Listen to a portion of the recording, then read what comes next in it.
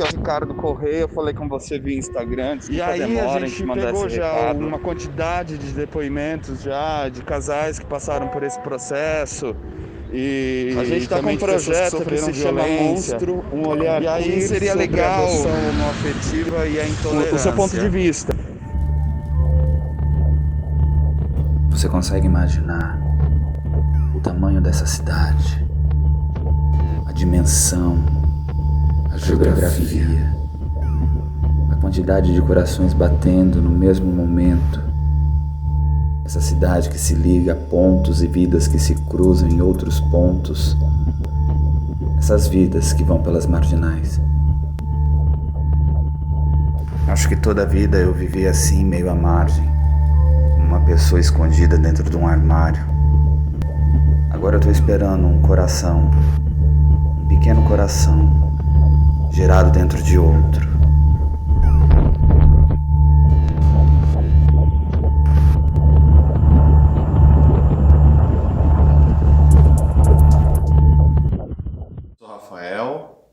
Gerhard. Eu sou Lucimar Quadros. E eu sou João Vitor Quadros Gerhard. Muito prazer. Adotar esse gesto. Mas a gente ainda tá vivendo como marginais.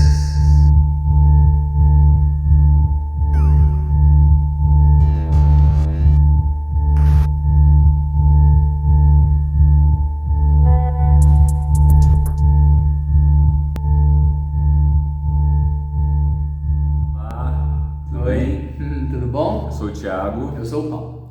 Tenho 38 anos, nasci em Salvador, sou soteropolitano.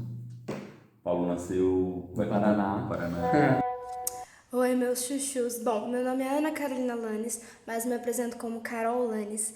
E eu sou filha de pais adotivos, sou filha de pais homossexuais. Eu me chamo Andréia, tenho 48 anos, sou mãe por adoção de um menino que se chama Lorenzo e hoje está com 2 anos e 8 meses. Nós somos de Gravataí, no Rio Grande do Sul, uma cidade da Grande Porto Alegre.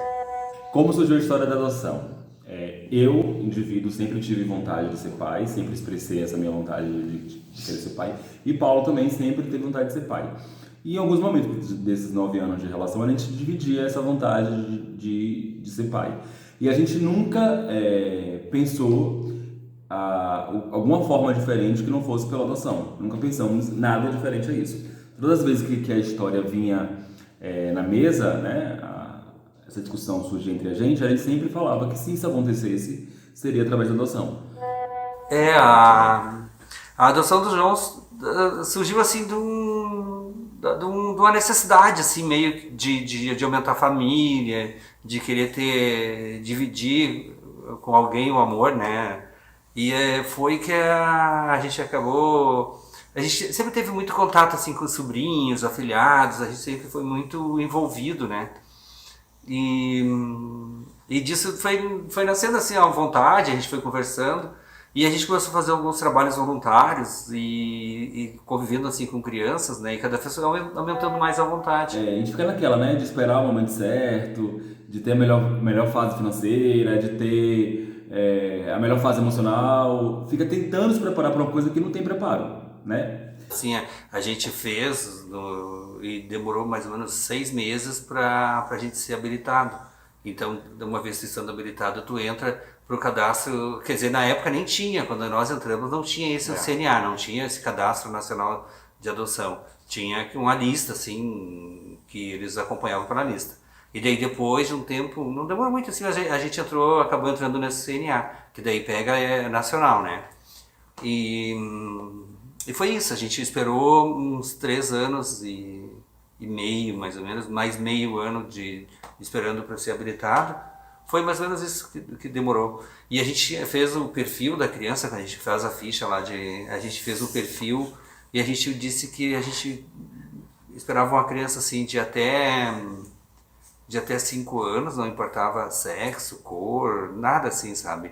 Então a gente sabia que não ia demorar tanto, porque quando tu abre essa possibilidade de 5 anos, né, tu acaba sendo chamado um pouco mais rápido daqueles que pedem um recém-nascido, 2 anos, menina, loira, olho claro.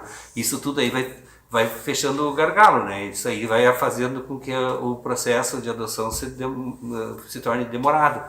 E como a gente tinha até 5 anos, não importava, e a gente ainda botou como que aceitava doenças tratáveis, né? E isso é ruim de tu colocar, às vezes, quando tu bota que tu não aceita doenças tratáveis. A gente soube de casos que a criança estava com otite, que é básico, assim, entendeu? Tu só trata ali, cura, e a criança não foi pro casal, o bebê, tipo assim, não foi pro casal por estar com otite e o casal tinha colocado que só aceitava criança saudável, sabe? Aí ela era dezembro, ela explicou pra gente como era o trâmite burocrático da coisa, né, de adoção. A gente, em janeiro, já estava aqui no Cândido Mendes, no fórum, pegando a papelada pra gente fazer começar a nossa habilitação, né, que tem um processo inteiro de habilitação. Você tem que fazer curso, né, é um curso de 8 semanas, uma vez por semana, são 8 encontros, não é isso? 8 encontros de um curso preparatório. Depois você faz entrevistas com psicólogas, com assistente social, visita a sua casa, entrega todo o documento, você entrega a documentação. A adoção nada mais é do que incluir na família uma criança que foi destituída de seus pais biológicos ou de quem tinha sua guarda e que por algum motivo essas pessoas não puderam criá-la. A adoção ela possibilita que essa inserção ela seja feita na família e trazendo para a vida dos envolvidos laços de afeto e laços de amor. E o que é então essa família, se não esse meio social de se criar vínculos de afeto? Vocês viram, né, que só em 2015 o STF reconheceu oficialmente a adoção de crianças e de adolescentes por casais homoafetivos. É um ganho? É uma vitória? Podemos dizer que sim, mas ao mesmo tempo é muito triste. Em 2015, né? E antes, o que acontecia? Embora, né, as leis dizem, né, afirmam que não há essa diferenciação, a gente sabe que existe. Muitos pais, casais homoafetivos ou pessoas solteiras, como no meu caso, eram pretendentes à adoção e tinham seus pedidos indeferidos por justificativas infundáveis, né, infundamentadas. Agora você tem na pele as camadas de uma piscina marcada por dogmas, tabus, preceitos morais, água barrenta que sai de uma pia. Você é um homem que vive o luto de um filho que nunca chegou. Talvez ele esteja numa instituição, esperando. Como tantas crianças mortas a tiros lançadas das janelas dos elevadores, de fome. Todos são enterrados e um irmão também foi morto por uma gangue. Eu escutei disparos, no mínimo uns 10 disparos da viatura. Ele simplesmente deu aquele arma e saiu. Ele parou em frente à rua e simplesmente efetuou os disparos. Você é um homem, um professor silencioso, imprevisível, ordenando alunos, cuidando da cozinha. Um professor de natação. Pois é, a homossexualidade deve continuar guardada, custe o que custar. É censura. Atenção! É uma nova era no Brasil. Menino veste azul e menina veste rosa! Essa pluriparentalidade ainda é considerada instável, ameaçadora, justamente porque esbarra nessa soberania do biológico, né, do natural, e a adoção ela tem que ser vista como uma forma de criar família e não a imitação da biologia. Existem crenças aí a respeito dos homossexuais, culturalmente instauradas, que geram representações sociais bem diversas a respeito da adoção por homossexuais, também o exercício dessa parentalidade por esses casais do mesmo sexo. Agora que o STF, né, liberou a doação de sangue por homossexuais, né, que até então isso era barrado, né, mas isso tudo também tem um interesse, né, porque na verdade os bancos de sangue também dos hospitais aí no geral estão tudo sem sangue, né, então eles acabaram abrindo isso ainda teve votos ao contrário, né? Foi uma votação tipo 7-4, ainda tiveram 4 que votaram contra. Há uma ideia de que a criança que está nessa família, ela vai estar exposta a uma dificuldade de identificação de um referencial com o feminino, com o masculino, a depender aí da relação. Um receio também de que essa criança ou esse adolescente ele venha a ser homossexual no futuro, como se fosse uma escolha, né? Uma questão de identificação. Existe aí uma fantasia de que correm riscos de serem violentados ou de estarem suscetíveis a problemas de desenvolvimento psicológico e social.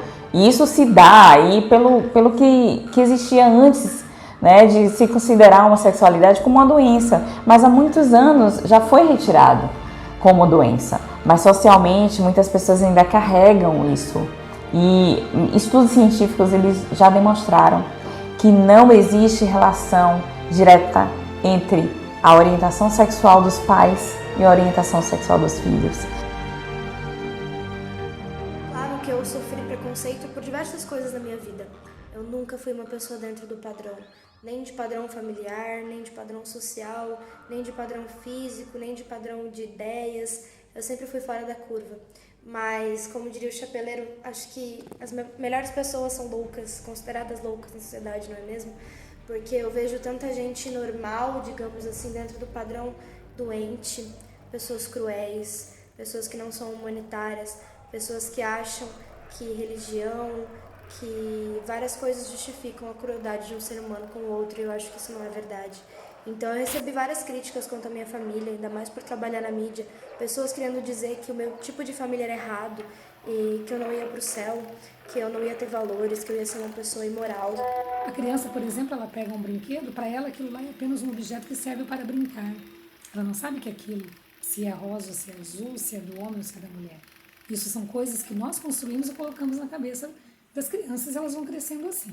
Então, o que eu acredito? O meu trabalho, eu acho, a minha luta é pelas novas gerações. A adoção, ao contrário do que muita gente prega por aí, não é caridade, né? Eu acho que a adoção é um ato de amor, e é um ato de amor dos dois lados, né?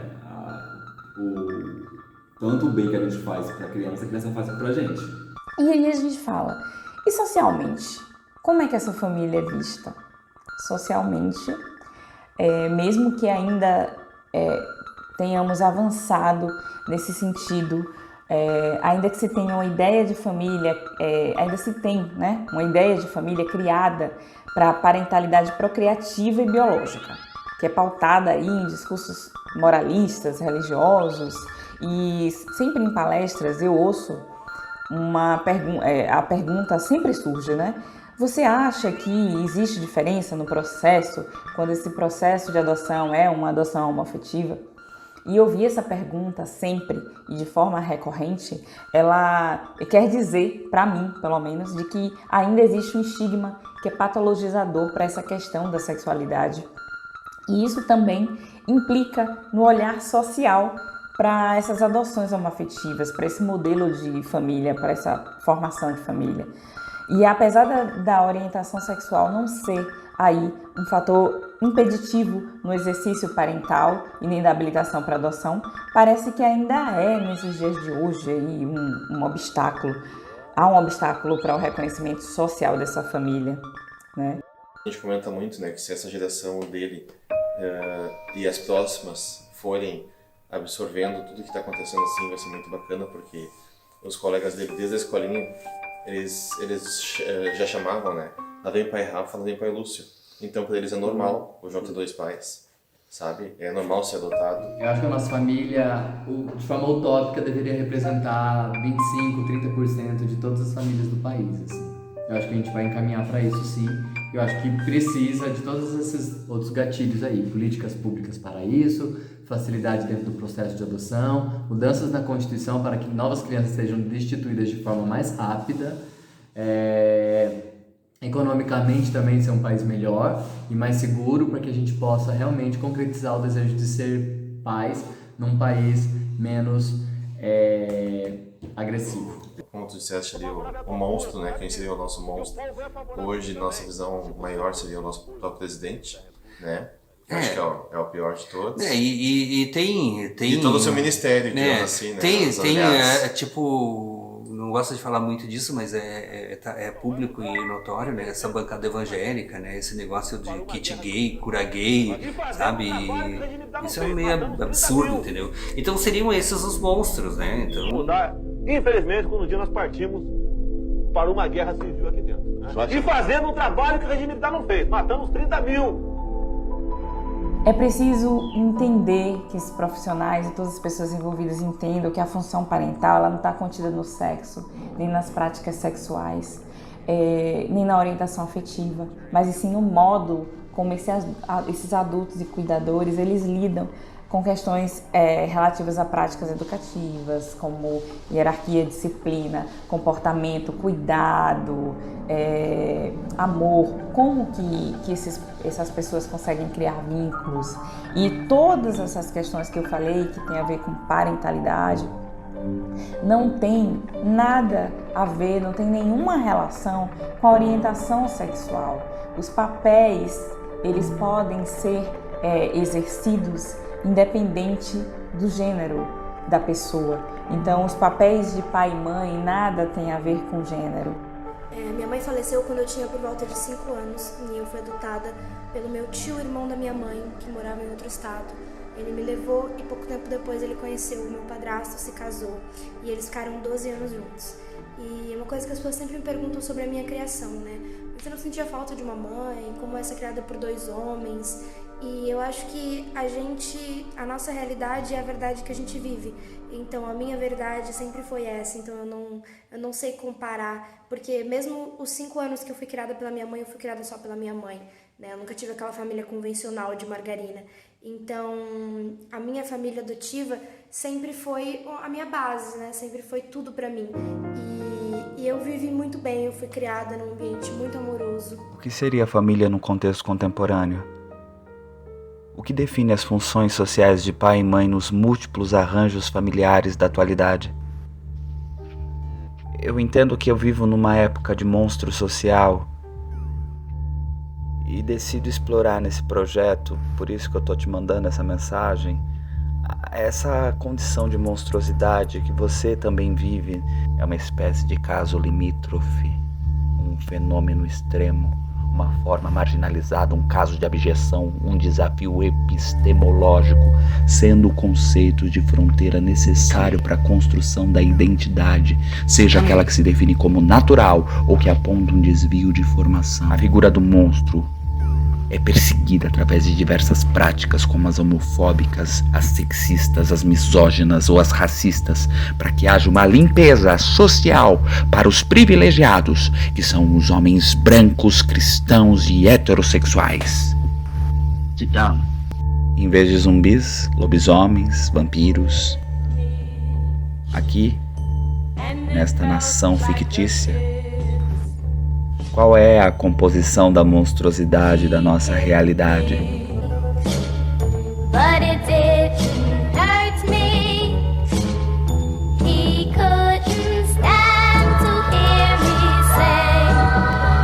Homem com mulher, e não é homem com homem, nem mulher com mulher. Opinião. Você tá ouvindo? Isso, e a sua opinião isso não é de Deus. Tudo isso bem. Não a é de Deus. Escolhe. Isso não é uma padaria gay?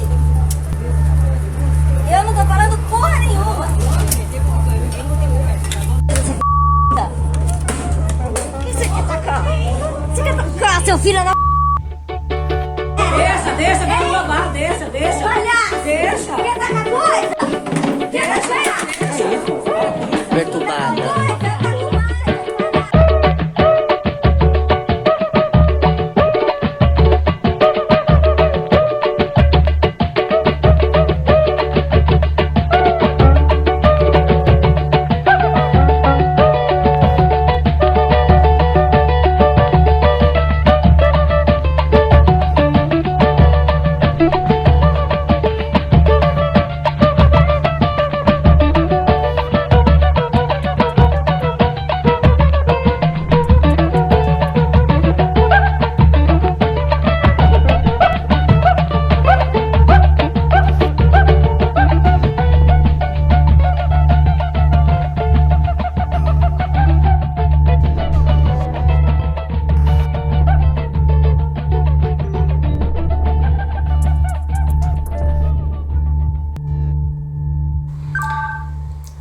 André Balheira, eu tenho 35 anos e sou gay.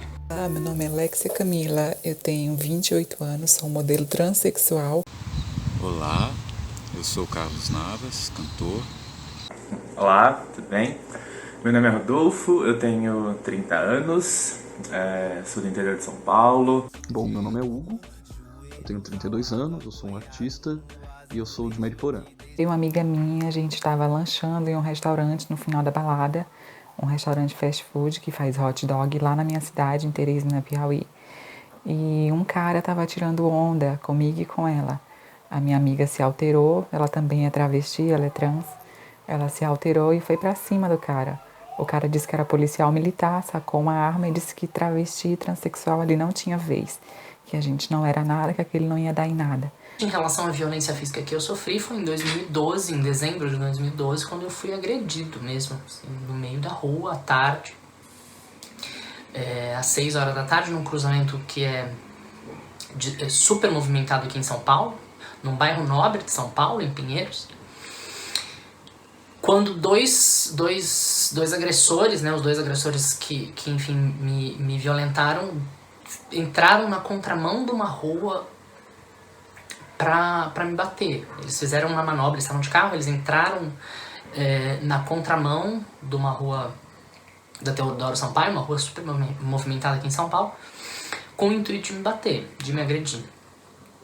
E muitas pessoas viram, assim, o descalabro do ódio é tão grande que eles sequer tiveram qualquer tipo de constrangimento em me agredir às 6 e pouco da tarde de uma segunda-feira num cruzamento absolutamente extremamente movimentado na frente de inúmeras testemunhas. O bancário André Balheira, de 27 anos, foi espancado numa rua da Zona Oeste de São Paulo. Segundo testemunhas, os agressores xingaram o rapaz que, ao tentar questionar, apanhou. Razão pela qual eles foram presos.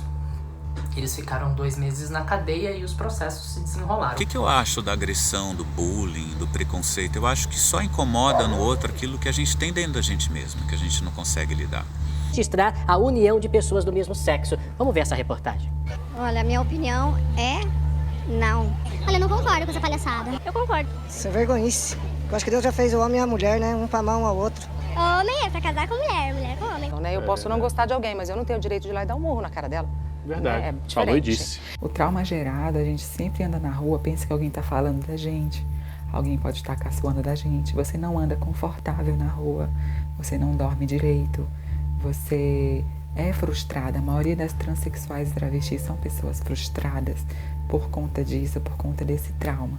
A construção do trauma é uma construção também de toda a minha vida, né? Assim, a construção do trauma é uma construção que resulta dessa quantidade absolutamente expressiva de violências pela qual eu passei, seja na infância, seja já na vida adulta. Esse é o maior monstro, esse medo que a gente tem, né, de andar na rua, de andar em qualquer lugar de mãos dadas, ou até mesmo do nosso jeito, né? A gente tem esse monstro de não poder ser natural o tempo inteiro. Acho que pra mim essa é uma das maiores questões, assim, quanto você ser um monstro LGBT, porque é cobrado da gente essa perfeição, né? Então a gente tem que saber tolerar, a gente tem que saber respeitar, a gente tem que saber se portar, a gente tem quantas pessoas. E tem que haver instrumentos legais, jurídicos, tem que haver órgãos e pessoas, e o poder público tem que se preocupar com essa questão, porque mata-se muito no Brasil, né? Mata-se travestis, mata-se gays, e isso é crime. Eu acho que em certa medida a gente já vive num governo totalitário, sobretudo depois da eleição de 2018. E em relação aos direitos da população LGBT, também não acho que a gente possa falar que a gente tem muitos, né? Se os direitos fossem cancelados, nós viveríamos no limbo, não seríamos ninguém, não seríamos nada, apenas a chacota, a marginalidade, nada. A gente tem que falar de direitos LGBT. É interessante como parece que coloca a gente à parte, como se a gente não fosse ser humano. Coloca a gente num campo de de anomalia, de exclusão. Eu tenho muito medo de algum dia sair na rua e sofrer agressão física. O monstro social que a gente tem hoje no Brasil. Monstro que a gente tem hoje no Brasil referente ao Bolsonaro, né? O maior monstro no Brasil para qualquer coisa é o Bolsonaro, presidente do Brasil. Eu acredito que ainda esse medo que a gente tem, né? Esse medo que a gente tem do homem hétero, que é assustador, que vem muito carregado de violência. Mas pelo olhar social, eu acho que eles ainda julgam muito como um monstro mesmo, uma criatura abominável, que não merece atenção, repúdio, indignação, que é marginalizado. Estamos vivendo um governo bem longe daquilo que a gente gostaria e merece. E vocês sabem, eu rezo por esse senhor todos os dias. Porque eu acho que esse senhor, o que ele tem é medo. É um monstro, é um cidadão, assim, é uma lástima pensar que a gente tem alguém tão tóxico, tão cruel, tão baixo, eu acho que assim, faltam subjetivos, faltam adjetivos que sejam capazes de definir o quão triste é a situação política do Brasil hoje. Daco te dou outra. Daco te dou outra. Daco te dou outra. Daco te dou outra. Daco te dou outra. O que é isso, gente? Mas o que é isso? Você me chamou de estuprador? Você me chamou de estuprador? Você vai moral. Ah, vagabunda. Mas o que é isso? O que é isso aqui? O que é isso aqui? O que é isso aqui? Desequilibrado! O que é isso, desequilibrado? Agora que você é uma coitada agora. Mas o que é isso? Mas o que é isso? Ele é um pária, é uma afronta à liberdade, à humanidade, à fraternidade, à benevolência, à solidariedade. É um descaso completo com tudo. Ele representa tudo que há de pior em qualquer tema, Não é só em relação aos direitos dos LGBTs, mas sobretudo em relação aos direitos das pessoas LGBTs. As religiões culpam, criticam, condenam, julgam, mas aonde Deus disse que duas pessoas se amarem é indecente, é imoral? Sim, a gente está vivendo, né, essa situação aqui no país. A eleição do presidente Jair Bolsonaro deixou muito aflorado o que estava retraído nessa comunidade cristã, né, de bem. Eu quero acreditar, assim, eu realmente acho que a gente deu assim, uns 500 passos para trás, especificamente após o golpe que tirou a Dilma do poder, mas sobretudo com a eleição do Bolsonaro. E eu acho que a gente vem já há alguns anos numa onda conservadora, que não é só aqui no Brasil, mas no mundo. Acredito que a figura do monstro é isso, uma coisa que você abomina porque você viu apenas uma parte dele, não conheceu o todo, e por isso te assusta. Maioria é uma coisa, minoria é outra. Minoria tem que se calar, circunvar a maioria. Acabou. Essa talvez seja a minha última mensagem. E eu queria dizer uma coisa, para que fique marcada aí no seu imaginário. Você aí, meu amigo, nesse lugar aí onde você apenas ouve um relato, no fundo, o verdadeiro monstro que nos habita está numa herança deixada pelo machismo e também por dimensões culturais mais amplas do nosso tempo.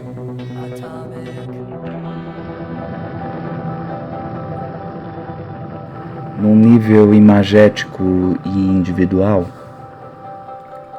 eu até me arrisco a te dizer, Nossos monstros não são mais alegorias fantásticas.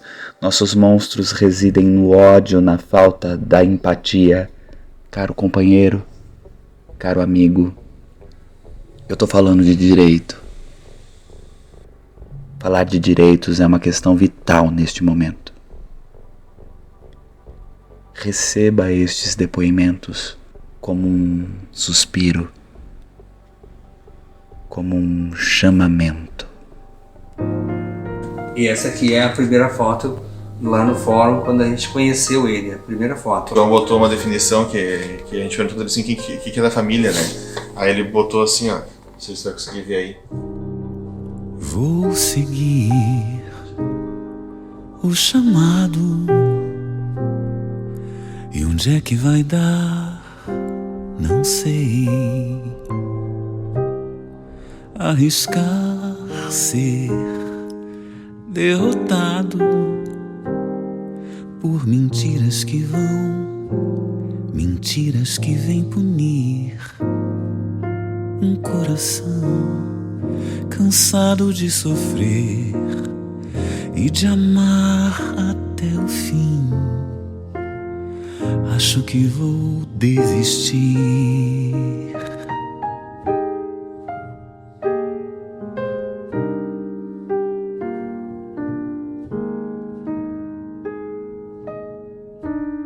Céu abriga o recado que é pra eu me guardar. Mudanças estão por vir. Esperar ser proclamado o grande final feliz. Que tal aquele brinde que faltou? Será que teria sido assim? Acho que vou resistir.